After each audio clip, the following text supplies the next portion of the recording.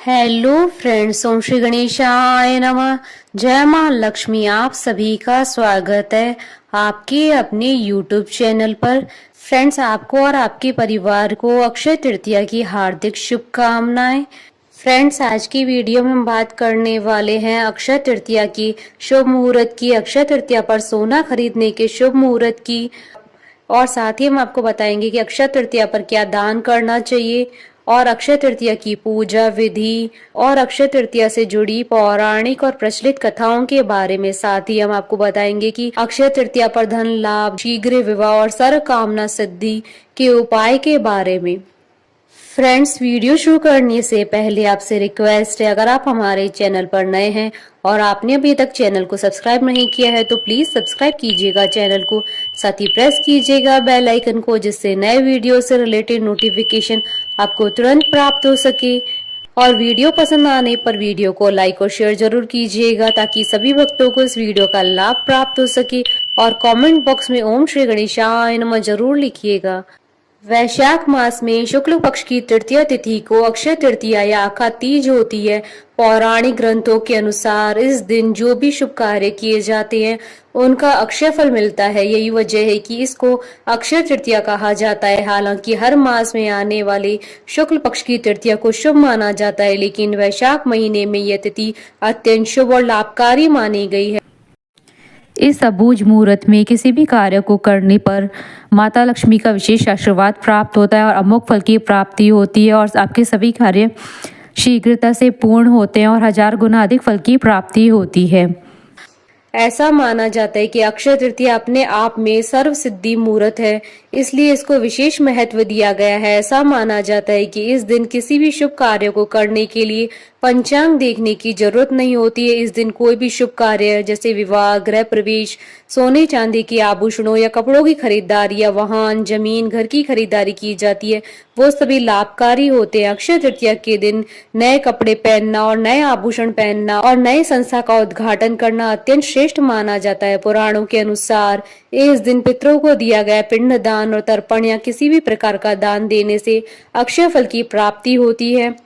इस दिन भगवत पूजन और गंगा स्नान करने से सभी पापों का नाश हो जाता है। इस दिन हर प्रकार का जप, हवन, दान सभी का अक्षय फल मिलता है। यदि अक्षय तृतीया के दिन सोमवार हो या रोहिणी नक्षत्र हो तो इस दिन किए गए दान, पुण्य, पूजा का, आराधना का फल बहुत ज्यादा बढ़ जाता है। अक्षय तृतीया मध्याह्न से शुरू होकर के प्रदोष काल तक रहे तो ये अच्छी और शुभ फलदायी मानी जाती है।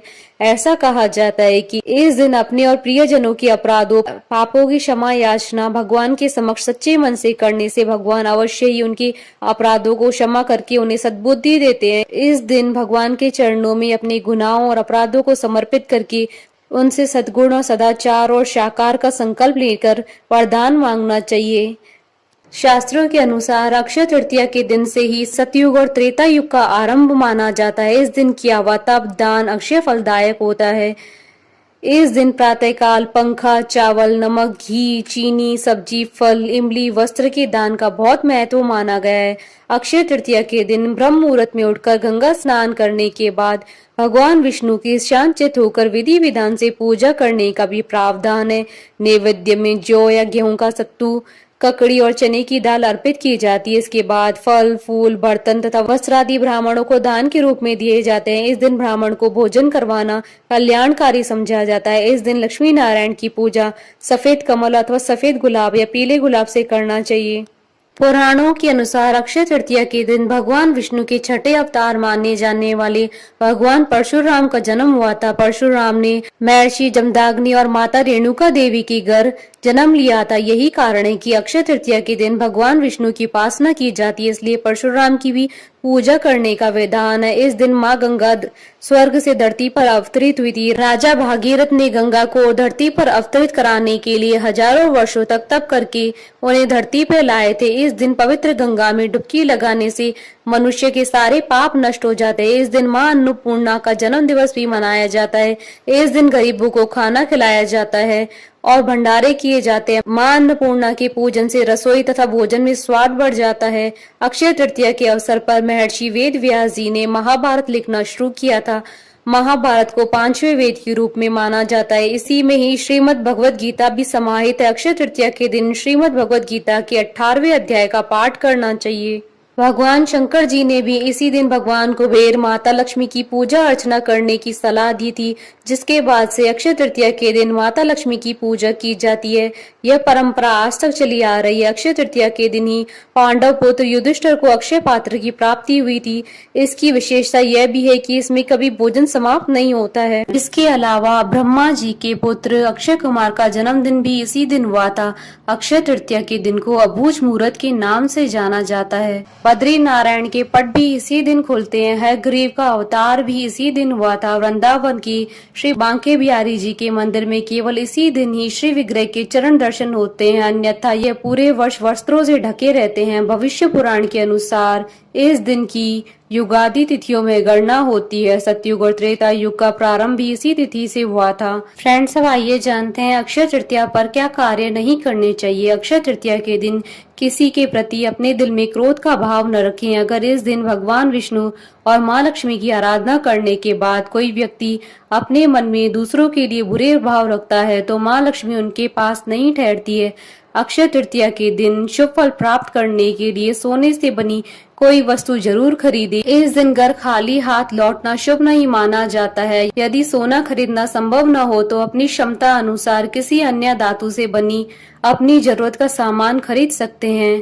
अक्षय तृतीया के दिन लक्ष्मी पूजन के साथ भगवान विष्णु जी की पूजा का भी विशेष महत्व होता है। भगवान विष्णु जी की पूजा में प्रसाद के रूप में तुलसी का उपयोग किया जाता है। ध्यान रखें कि प्रसाद चढ़ाने के लिए तुलसी दल स्नान करने के बाद ही तोड़ना चाहिए, अन्यथा व्यक्ति को शुभ फल की जगह अशुभ फलों की प्राप्ति होती है। समृद्धि और सौभाग्य की इच्छा रखने वाले साधकों को अक्षय तृतीया के दिन भूलकर भी भगवान विष्णु और माँ लक्ष्मी की अलग अलग पूजा नहीं करनी चाहिए। ऐसा इसलिए माँ लक्ष्मी भगवान विष्णु जी की पत्नी है। इस अवसर पर माँ लक्ष्मी और भगवान विष्णु की पूजा एक साथ करने पर अक्षय पुण्य की प्राप्ति होती है। फ्रेंड्स, अब आइए जानते हैं अक्षय तृतीया पर क्या कार्य किए जाने चाहिए। अक्षय तृतीया के दिन सोने या चांदी की खरीदारी की जाती है, इससे बरकत आती है। अगर आप भी बरकत चाहते हैं तो इस दिन सोने या चांदी की लक्ष्मी जी की चरण पादुका लाकर घर में रखें और इसकी नियमित पूजा करें, क्योंकि जहां माँ लक्ष्मी के चरण पड़ते हैं वहां धन का कभी अभाव नहीं रहता है। पुराणों के अनुसार इस दिन दान का विशेष महत्व होता है। इस दिन पितरों को दिया गया पिंड दान, तर्पण या फिर किसी भी प्रकार का दान देने से अक्षय फल की प्राप्ति होती है। इस दिन भगवत पूजन और गंगा में स्नान करने से सभी पापों का नाश हो जाता है। इस दिन हर प्रकार का जप, हवन, दान सभी का अक्षय फल प्राप्त होता है। शास्त्रों के अनुसार अक्षय तृतीया के दिन ठंडी चीजें जैसे जल से भरा घड़ा, पंखे, सकोरे, खड़ाऊ, छाता, चावल, नमक, घी, खरबूजा, ककड़ी, सत्तू, इमली, साग इत्यादि चीजों का दान करना शुभ फलदायी माना जाता है। अक्षय तृतीया के दिन नए वस्त्र और नए आभूषण धारण करना विशेष फलदायी माना जाता है। फ्रेंड्स, अब आइए जानते हैं साल 2025 की अक्षय तृतीया की शुभ मुहूर्त के बारे में। हिंदू पंचांग के अनुसार साल 2025 में अक्षय तृतीया का पर्व 30 अप्रैल 2025 बुधवार के दिन है। वैशाख शुक्ल तृतीया तिथि प्रारंभ होगी 29 अप्रैल 2025 को शाम 5:31 पर और वैशाख शुक्ल तृतीया तिथि का समापन होगा 30 अप्रैल 2025 को दोपहर 2:12 पर। अक्षय तृतीया पर पूजा का शुभ मुहूर्त रहेगा 30 अप्रैल 2025 को सुबह 5:41 से दोपहर 12:18 तक। कुल अवधि 6 घंटे 37 मिनट है। इस दिन ब्रह्म मुहूर्त रहेगा सुबह 4:16 से सुबह 4:59 तक और अभिजीत मुहूर्त रहेगा सुबह 11:52 से दोपहर 12:45 तक और गोधूली मुहूर्त रहेगा शाम 6:54 से शाम 7:16 तक और विजय मुहूर्त रहेगा दोपहर 2:31 से दोपहर 3:24 तक और अमृत काल का मुहूर्त रहेगा शाम 4:40 से शाम 6:04। साल 2025 की अक्षय तृतीया पर त्रिपुष्कर योग और सर्वासिद्धि योग का शुभ संयोग भी बन रहा है। इन योगों के बनने के कारण साल 2025 की अक्षय तृतीया का महत्व कई गुना अधिक बढ़ जाता है। इन योगों में किसी भी कार्य को करने से उस कार्य का दुगना फल प्राप्त होगा और धन धान्य में वृद्धि होगी।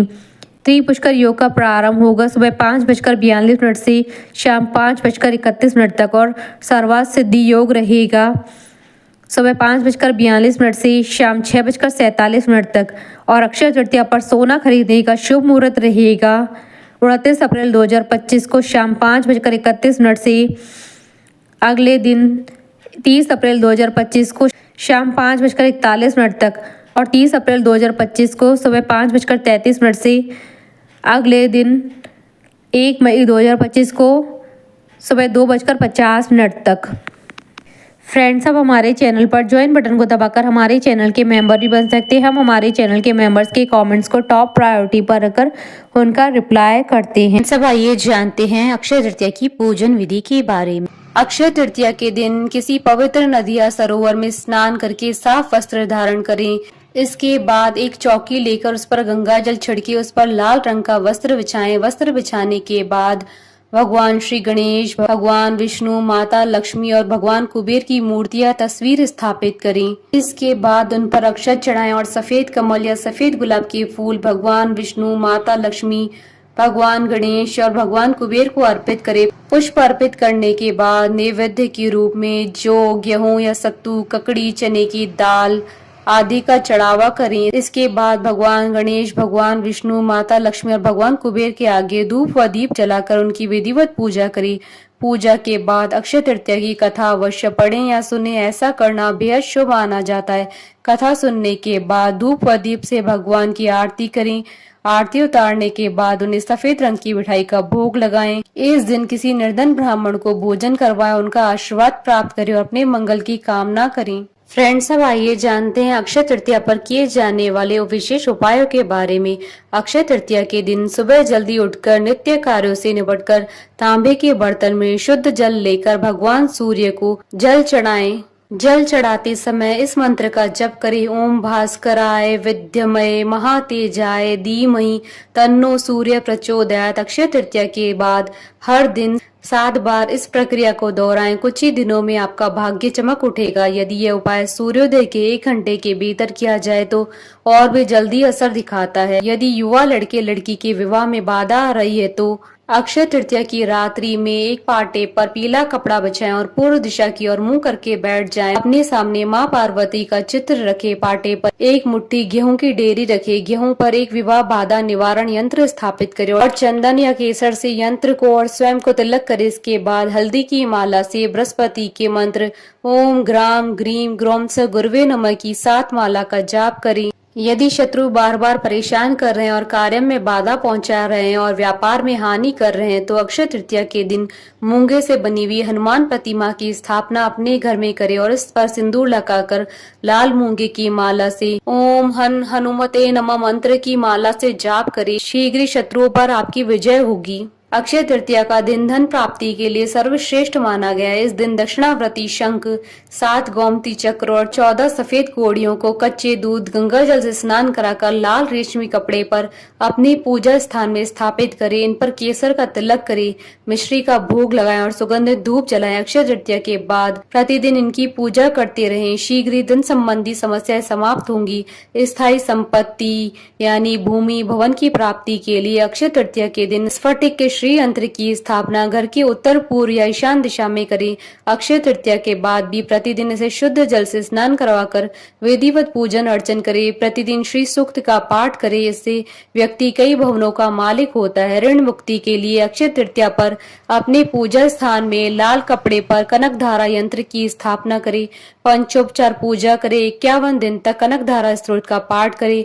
आकस्मिक धन प्राप्ति के लिए अक्षय तृतीया से प्रारंभ करते हुए माता लक्ष्मी के मंदिर में प्रत्येक शुक्रवार धूप बत्ती और गुलाब की अगरबत्ती दान करें। इस उपाय को करने से जीवन में अचानक धन की प्राप्ति के योग बनते हैं। फ्रेंड्स, अब आइए प्रारंभ करें अक्षय तृतीया की कथा। धर्म ग्रंथों के अनुसार अक्षय तृतीया की 2 कथाएं प्रचलित है। पहली कथा, अक्षय तृतीया की कथा सुनना और पढ़ना दोनों ही बहुत लाभकारी होता है। अक्षय तृतीया को लेकर भगवान श्री कृष्ण और सुदामा की एक कथा प्रचलित है। कथा के अनुसार श्री कृष्ण के बचपन के मित्र सुदामा इसी दिन श्री कृष्ण के द्वार पर उनसे अपने परिवार के लिए आर्थिक सहायता मांगने गए थे। भेंट के रूप में सुदामा के पास केवल एक मुट्ठी भर चावल थे।